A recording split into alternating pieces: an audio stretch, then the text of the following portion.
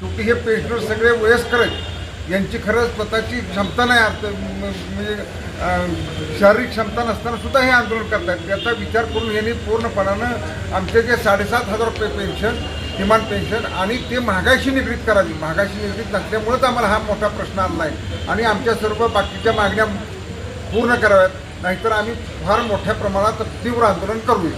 साहेब, काल मध्यंतरी तुम्ही एक मोठं आंदोलन सर्व शेतकरी तुमचे पेन्शनदार आले, त्यावेळेस तुम्हाला सरकारनं आश्वासन दिलं, त्या आश्वासनाचं काही त्यांनी केलं का?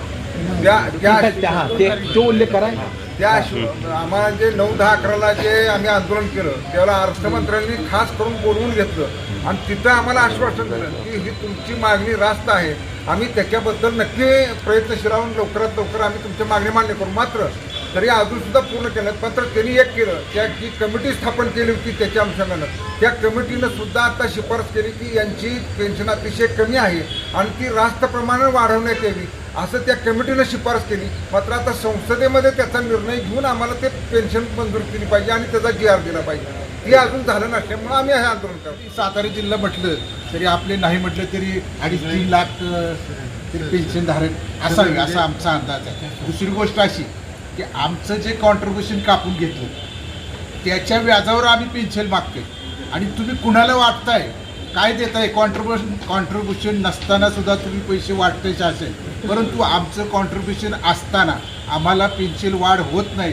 ह्याचा मोठा आम्हाला खेद वाटतो. कारण काय, आज वयस्कर मंडळी आहे सगळी, आज वय बघितलं किती आहे आणि त्यानं जर 1000 आणि 500 रुपयेवर जर गुजराण करायचं म्हटलं तर कसं शक्य आहे? तर शासनाने ह्याची दखल घ्यावी. आमच्या अध्यक्षांनी आता तुम्हाला सांगितलेलं. लोक कुठल्या कुठल्या पदा होती सरकारी विभागामध्ये, कोणत्या कोणत्या पदा? सगळे महामंडळ आहेत बरं का, बँका आहेत, शासकीय डायरेक्ट कर्मचारी सोडून केंद्राचे आणि राज्याचे कर्मचारी सोडून सर्व राज्याचे जे मंडळं आहेत सगळी ST महामंडळ असेल, MSCB असेल किंवा आमचं सगळे सरकार खात्याचे सहकारी बँका म्हणजे पुन्हा MIDCतल्या कामगार जो काम करतो ना तिथपासून अगदी विमानतळावर काम करतो त्याच्या अनुषंगाने हे सगळी जण EPS पेन्शनमध्ये येतात. म्हणजे शासनाची पेन्शन सोडली तर 90% लोक हे EPS पेन्शनमध्ये येतात आणि त्यांची पेन्शन वाढणं गरजेचं आहे सगळे. आणि त्याच्यामुळं सर्व भारतभर अतिशय चांगल्या पद्धतीनं मेसेज जाऊ शकतो याचा आणि सगळेजण मग जो वयस्कर म्हणजे ते चांगल्या पद्धतीने सुखानं जगू शकतील जर पेन्शन वाढवली तर. नाहीतर आणि आमची महामंडळ असताना त्याच्यावर IS ऑफिसर MDs म्हणून काम केलेलं आहे. आज कांदा खरेदी आहे, ज्वारी खरेदी आहे, कापूस खरेदी आहे, आम्हाला सगळं त्या ठिकाणी उतरून काम करावं लागलं. आणि आता कसं झालं की आम्ही म्हणजे खाजगी म्हणजे काम करून घेताना आम्हाला सामावून घेतलं आणि आता आमचा कुठलाही विचार केला जात नाही.